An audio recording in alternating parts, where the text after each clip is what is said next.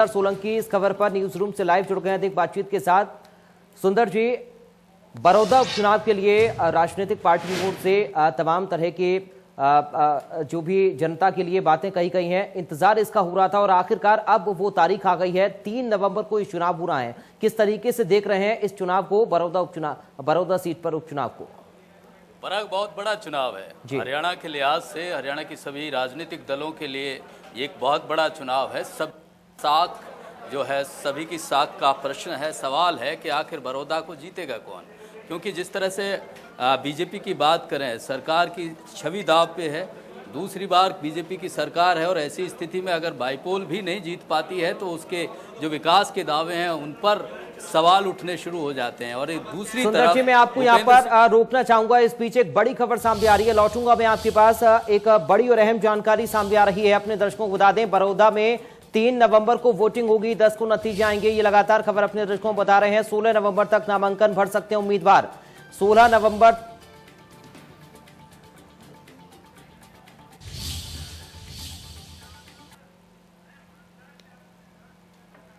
उम्मीद थी बीजेपी को कि योगेश्वर दत्त कुछ कारनामा दिखा पाएंगे, लेकिन ऐसी स्थिति बनी नहीं। और उसकी वजह यही रही थी कि ये पूरी तरह से पूर्व मुख्यमंत्री भूपेंद्र सिंह हुड्डा की सीट मानी जाती है।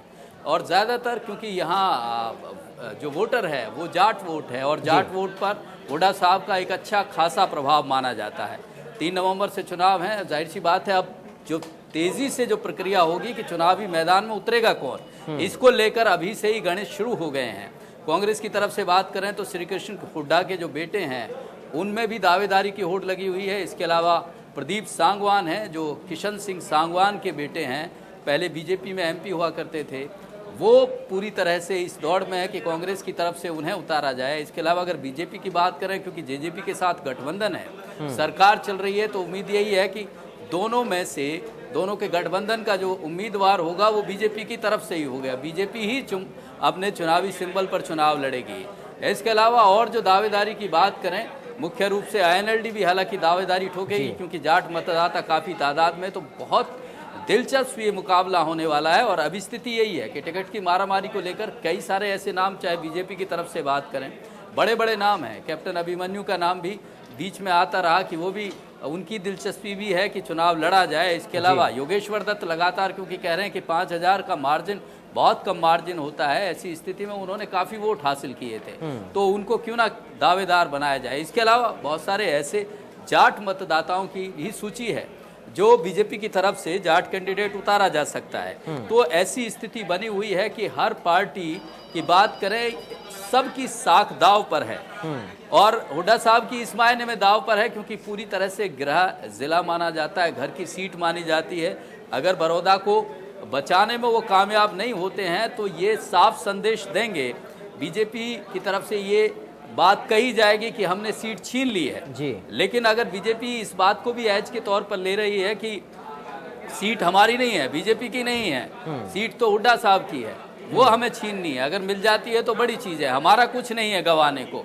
लेकिन ऐसी बात नहीं है, बीजेपी के लिए भी ये साख का प्रश्न है, क्योंकि बीजेपी की सरकार है पिछले 6 साल से। और ऐसी स्थिति में अगर बड़ौदा विधानसभा के लोग बीजेपी के साथ नहीं जाते हैं, सरकार के साथ नहीं जाते हैं, तो इसका मतलब ये है कि वहाँ के लोग उनकी जो विकास के काम की बात कर रहे हैं बड़ौदा में, और कई सारी योजनाओं की बात हो रही है।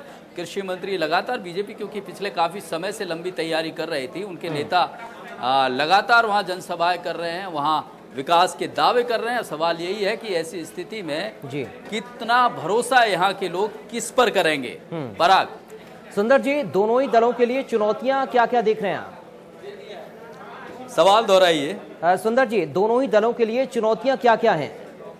देखिए, चुनौतियों की बात करें तो बड़ी बात यह है कि बीजेपी जिस तरह से जाट नॉन जाट की जो बात आती है, वो जो एंगल है, वो जो फैक्टर है, वो हुड्डा साहब के फेवर में जाता है। 50% से ज़्यादा मतदाता जाट मतदाता है और जाट मतदाता के विषय में ये माना ही जाता है कि जो पोलराइजेशन होता है जाट नॉन जाट पर, वहाँ बड़ी स्थिति देखने को मिलती है। पिछली बार भी ऐसी स्थिति हुई थी। विकास का जो मुद्दा है वो कहीं पीछे रह जाता है, जाति का मुद्दा हावी होता है। दूसरी बड़ी बात यह है कि पूर्व मुख्यमंत्री भूपेंद्र सिंह हुड्डा का जिस तरह से वहाँ प्रभाव है, हालांकि उनका कहना है कि विकास कार्य बहुत हुए हैं, बड़ौदा की जनता या यहाँ का जो सोनीपत का जो एरिया है या रोहतक का जो एरिया है वो हुड्डा साहब के विकास कार्यों को कभी नहीं भूलेगा, उस पर वोट पड़ते हैं। लेकिन ये स्थिति दूसरी ये भी है कि वहाँ जो जातीय एंगल है और जो हुड्डा साहब का प्रभाव है वो बीजेपी के लिए बड़ी चुनौती है, उसको तोड़ना, उस प्रभाव को कम करना। और दूसरी बड़ी बात है, अगर हुड्डा साहब या कांग्रेस की चुनौती की बात करें तो बड़ा एज होता है जब सरकार में आप लोग होते हैं, सरकार दूसरे अमूमन ये नतीजे आते हैं कि जो बाईपोल है वो सरकार ही जीतती है, पूरा सिस्टम जिस तरह से क्या है, विकास की बात हो या यूं कहें कि जो प्रॉमिस करने हैं वो सरकार के हाथ में होते हैं। तो ये बड़ी चीज़ होती है, ये बड़ा एज होता है सरकार की कि सरकार क्योंकि रहनी है और सरकार को काम करवाने हैं। तो ये जो भरोसा देते हैं, जो विकास का भरोसा देते हैं, वहाँ इलाके में काम होने का भरोसा देते हैं, तो सरकार करवा सकती है और ये एक बड़ा एज है और ये हुड्डा साहब के लिए बड़ी चुनौती है। जी सुंदर जी, आपका बहुत शुक्रिया तमाम बातचीत के लिए। तो बड़ौदा उपचुनाव को लेकर अब तारीख का ऐलान हो गया है और सुंदर सोलंकी हमारे डिप्टी एडिटर हमारे साथ जुड़े, उन्होंने बताया कि आखिर किस तरीके से समीकरण बढ़ रहे हैं या फिर किस तरीके की चुनौतियों का सामना बीजेपी या कांग्रेस को वहां पर करना पड़ सकता है। फिलहाल यह वक्त एक छोटे से ब्रेक का हो रहा है। आप देखते रहिए एनटीआर न्यूज़, खबरें लगातार जारी रहेंगी।